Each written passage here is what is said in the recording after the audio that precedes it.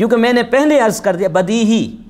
دیکھیں کچھ چیزیں ایسی ہوتی ہیں جو نظری ہوتی ہیں، نظری یا کسبی، کہ جو آپ سوچتے ہیں، غور و فکر کرتے ہیں تو وہ بات سمجھ میں آتی ہے. دنیا میں ہے نا بہت ساری چیزیں.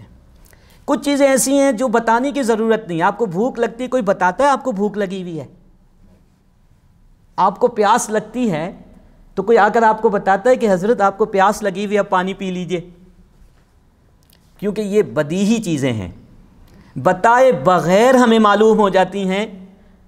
عقیدہ توحید، عقیدہ رسالت، عقیدہ ختم نبوت، عقیدہ آخرت، یہ وہ عقائد ہیں کہ جن کا تعلق بدیہی معاملات سے ہے، بدیہی معاملات سے ہیں. تو ایک آیت کریمہ جو میں نے آپ کے سامنے یہ عرض کی کہ اس آیت کریمہ سے ہمیں بالکل واضح طور پہ پتہ چل جاتا ہے. اب اس آیت کریمہ میں لفظ جو خاتم النبیین میں خاتم کا لفظ ہے، کیونکہ یہاں پر بھی ڈنڈی مارنے کی کوشش کرتے ہیں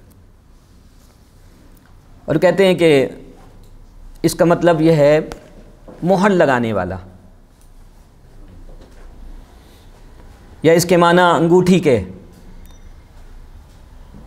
تو حضور صلی اللہ علیہ وسلم یہاں پر خاتم النبیین کا مطلب یہ ہوا کہ حضور صلی اللہ علیہ وسلم اپنے بعد آنے والے انبیاء پر نبوت و رسالت کی مہر لگائیں گے. کیا لگائیں گے؟ مہر لگائیں گے. تو مجھ پر لگا دی انہوں نے مہر کہ واہ جی واہ، یعنی آپ کی بات مان جائے. یعنی 1450 سال میں، اس کے زمانے میں ہم کہہ لیں 1350 سال میں، 100 سال پیچھے ہم چلے جائیں، حضور نبی کریم علیہ السلام کو یہ مہر لگانے کے لیے صحابہ کرام میں سے کوئی نظر نہیں آئے، جن میں صدیق اکبر بھی ہیں، عمر فاروق بھی ہیں، عثمان غنی بھی ہیں اور علی شیر خدا بھی ہیں. کوئی نظر نہیں آئے. تابعین اکرام کی عظیم جماعت، تبع تابعین کی جماعت، محدثین اکرام، فقہاء اعظام، جن میں امام اعظم ابو حنیفہ جیسی ذات گرامی شخصیت موجود ہے کہ ان کی عقل و فہم و فراست کے سامنے کون ٹکتا تھا. کسی پہ مہر نہیں لگی.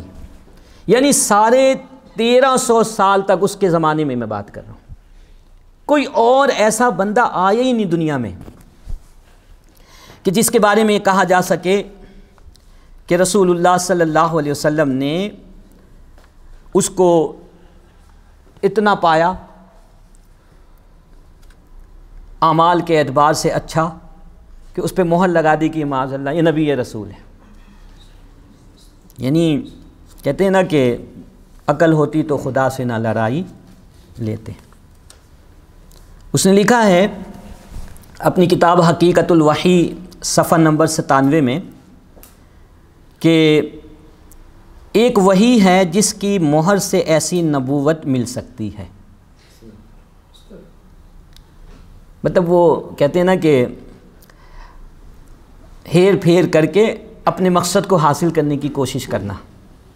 اور ایک جگہ لکھتا ہے آپ صلی اللہ علیہ وسلم کی پیروی کمالات نبوت بخشتی ہے اور آپ صلی اللہ علیہ وسلم کی توجہ روحانی نبی تراش ہے. یعنی آپ اگر توجہ فرما دیں تو کوئی نبی بن جاتا ہے. پہلی بات اصولی بات میں آپ کے سامنے عرض کر دوں قرآن مجید کی ایک آیت کریمہ کی روشنی میں کہ کسی کو نبی بنانا اور کسی کو رسول بنانا کیا یہ حق صرف اور صرف اللہ تبارک و تعالیٰ کا ہے. یہ میں نہیں کہہ رہا، یہ اللہ کا پاک کلام کہہ رہا ہے. اللہ عالم حیث یجعل رسالتہ، اللہ تعالیٰ یہ خوب جانتا ہے کہ وہ اپنی رسالت کو یعنی اپنے رسولوں کو اپنے نبیوں کو یا اس رسالت کو کس کے سپرد کرے؟ یہ منصب رسالت و نبوت. اچھا جب رسالت کا لفظ بولیں گے تو نبوت تو خود بخود آ جائے گی. رسالت کا لفظ بولیں گے تو نبوت خود بخود آ جائے گی. تو قرآن کی آیت کہتی ہے کہ یہ منصب کسی اور کو نہیں دیا گیا، یہاں تک کہ جناب رسول کریم صلی اللہ علیہ وسلم کو بھی اللہ تعالیٰ نے یہ منصب نہیں عطا فرمایا. ویسے تو آپ کی شان، آپ کی عظمت کیا کہنے، لیکن یہ جو منصب دینے کا اختیار اللہ نے اپنے پاس رکھا اور اللہ نے دیا. اور یہ بھی مسلمہ بات ہے کہ نبوت و رسالت کا منصب کسبی نہیں رہا. کسبی نہیں رہا. کسبی کا مطلب کیا؟ اپنی محنت کے ذریعے سے کوئی حاصل نہیں کر سکتا. جیسا وہ نے کہا کہ کوئی شخص اگر چاہے خوب عبادت کرے کہ اس منصب پر پہنچ جائے کہ جناب اس کو جو ہے اس کے اندر عکس آ جائے، اور پھر جب عکس آ گیا اس کے تئیں تو پھر خود بن گیا، معاذ اللہ. تو یہ وہابی کسبی منصب نہیں ہے، یہ وہابی ہے، یعنی عطائی منصب ہے. اور یہ عطا بھی کون کرے گا؟ خالق کائنات عز و جل، کسی اور کو نہیں. تو قرآن سے بھی اس نظریے کی نفی ہو رہی ہے جس میں یہ کہہ رہا ہے کہ ایک وحی ہے، یعنی حضور صلی اللہ علیہ وسلم کی طرف اشارہ کر کے، جس کی مہر سے ایسی نبوت مل سکتی ہے. اچھا یہاں پہ دیکھیں مل سکتی ہے، ایک سفر، اگلے مرحلے میں کیا مل گئی؟ اپنے آپ کو آگے پیش کر دیا. وہ ایک لطیفہ میں نے پڑھا تھا کہ ایک جعلی پیر، اس کو بلایا گیا کہیں، تو اس نے کہا کہ میں باقاعدہ آنے سے پہلے تھوڑی دیر کے لیے لوگوں سے پہلے گفتگو کروں گا، پھر باقاعدہ میں آؤں گا، یعنی محفل میں پیر صاحب کی حیثیت سے. تو جو منتظمین تھے انہوں نے کہا ٹھیک ہے. تو اس کو کہا گیا آئیے. تو آیا، مجمع میں لوگ بیٹھے تھے. اس نے کہا اصلی پیر کی نشانی کیا ہوتی ہے؟ اصلی پیر کی، ٹھیک ہے نا، وہ ایسے جبے پہنتا ہے، اس کلر کی ٹوپی پہنتا ہے، اس کے ہاتھ میں ڈنڈا ہوتا ہے اور اس طرح چلتا ہے. لوگوں کو بتا دیا. تھوڑی دیر کے بعد وہی جبہ، وہی ٹوپی، وہی ڈنڈا لے کے آ رہا ہے. بات سمجھ میں آئی؟ ٹھیک ہے نا. تو اس نے بھی پہلے اپنی راہ ہموار کرنے کی کوشش کی، اپنی راہ ہموار کرنے کی کوشش کی کہ مل سکتی ہے. اور پھر بعد میں کہا کہ ان کی توجہ روحانی جو ہے یہ نبی تراش ہے، ان کی توجہ سے نبی کوئی بن سکتا ہے، معاذ اللہ. تو آپ نے یہ آیت کریمہ اللہ عالم حیث یجعل رسالتہ، اس آیت کریمہ کو ازبر کر لیں تاکہ کبھی کوئی آپ کے سامنے بدباطن آئے تو آپ اس آیت کریمہ کی روشنی میں اس کا رد کر دیں. یا خدا نخواستہ کوئی ان کے نرغے میں آتا ہوا محسوس ہو کوئی مسلمان بھائی تو آپ اسے بچا سکیں. اب دیکھیے کہ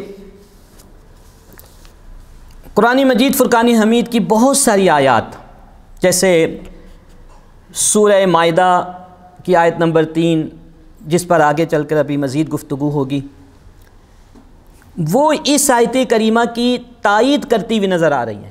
بہت ساری آیت کریمہ اس آیت کریمہ کی تائید کرتی ہوئی نظر آ رہی ہیں. گویا کہ اس آیت کریمہ کی تفسیر قرآن مجید کی دیگر آیات کریمہ سے ہو رہی ہے. اور یہ بات اپنے ذہن میں بٹھا لیں، ایک اصولی بات ہے کہ قرآن مجید کی سب سے بہترین تفسیر وہ تفسیر ہے جو خود قرآن کے ذریعے سے کی جائے، جس کو کہتے ہیں تفسیر القرآن بالقرآن. اور دوسرے نمبر پہ تفسیر القرآن بالاحادیث النبوی صلی اللہ علیہ وسلم. تو اب دیکھیے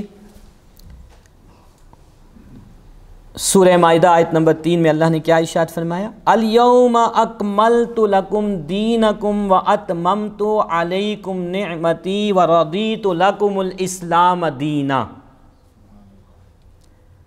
آج میں نے آپ کے لیے آپ کے دین کو مکمل کر دیا ہے۔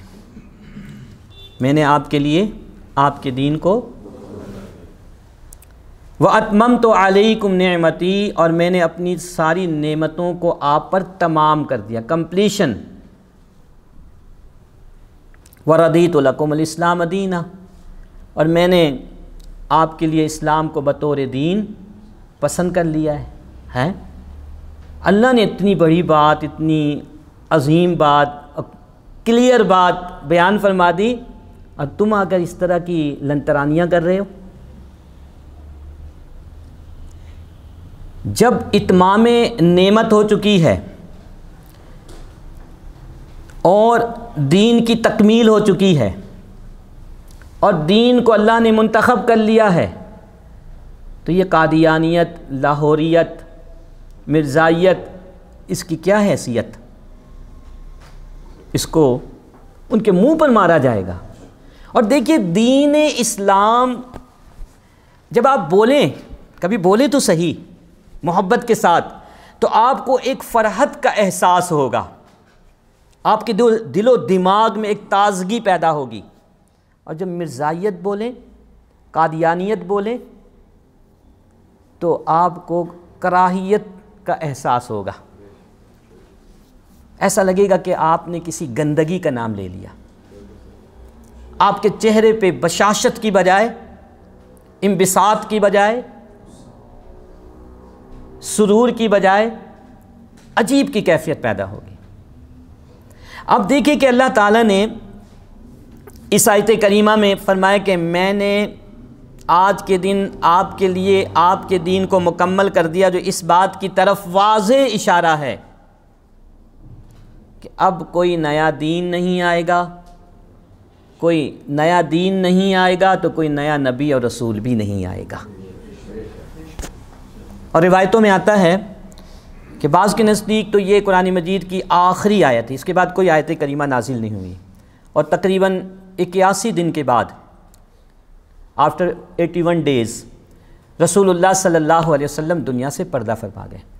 اور بعض نے کہا کہ ہاں چند آیات نازل ہوئیں، لیکن ان آیات کا تعلق حلت و حرمت سے نہیں تھا، یعنی احکام سے نہیں تھا۔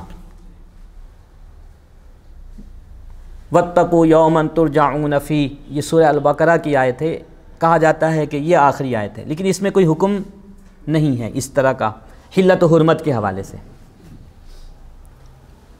تو یہ آیت کریمہ بھی ما کان محمد ابا احد من رجالکم ولکن رسول اللہ وخاتم النبیین کی تفسیر بیان کر رہی ہے۔ پھر دیکھیے ایک اور آیت کریمہ، یہ سورہ اعراف آیت نمبر 158 158، اللہ نے کیا فرمایا؟ قل یا ایہا الناس، اے محبوب آپ کہہ دیجئے۔ یہ بھی بڑا خوبصورت انداز ہے اللہ تعالیٰ کا اپنے پیارے حبیب صلی اللہ علیہ وسلم کو مخاطب کرنے کا۔ قل یا ایہا الناس، اے محبوب کہہ دیجئے کہ اے لوگو، انی رسول اللہ الیکم جمیعا، بے شک میں اللہ کا رسول ہوں تم سب کی طرف، میں اللہ کا رسول بن کر آیا ہوں، جمیعا سب کی طرف۔ فرمایا وما ارسلناک الا کافۃ للناس، اور اللہ تعالیٰ نے مجھے تمام انسانوں کے لیے رسول بنا کر دنیا میں بھیجا ہے۔ ختم ہو گئی بات۔ کہہ گئے یہ ہادی، کیا؟ لا نبی بعدی، سبحان اللہ، کہہ گئے یہ ہادی لا نبی بعدی، اب رہ گئی کیا بات؟ دنیا کے چند سکوں کے لیے، دنیا کی مختصر فوائد کے لیے بہت سارے ہمارے مسلمان بھائی اپنے ایمان کا بہترین، اعلیٰ ترین، قیمتی متاع و اثاثہ ضائع کر رہے ہیں۔ رسول اللہ صلی اللہ علیہ وسلم کی ایک حدیث میں آپ کو سناتا ہوں اس حوالے سے، جس سے اور بات واضح ہو جاتی ہے۔ احادیث کریمہ ہم کل باقاعدہ عنوان کے تحت سماعت کریں گے، یہ ضمناً میں عرض کرتا ہوں۔ آپ نے ارشاد فرمایا کہ انا رسول من ادرکہ حیا، میں ان لوگوں کا بھی رسول ہوں جنہوں نے مجھے حیات ظاہری میں پایا۔ صحابہ کرام، صحابیات، میں ان لوگوں کا بھی رسول ہوں جنہوں نے مجھے میری حیات ظاہرہ میں پایا، اور ان لوگوں کا بھی رسول ہوں من یولد بعدی، جو میرے بعد پیدا ہوں گے۔ تو عافیت اسی میں ہے کہ ان کو رسول و نبی مان کر اپنی زندگی گزاری جائے، سب کے لیے، سب کے لیے عافیت یہی ہے کہ آخری تک، آخری انسان تک جو بھی اس دنیا میں آئے گا، اب ایک ہی نبی اور رسول ان کے لیے ہے، وہ جناب محمد عربی صلی اللہ علیہ وسلم۔ تمام انبیاء پر ایمان ہے، تمام رسول پر ایمان ہے، لیکن تقلید، اتباع، اطاعت اب صرف اور صرف جناب محمد عربی صلی اللہ علیہ وسلم کے۔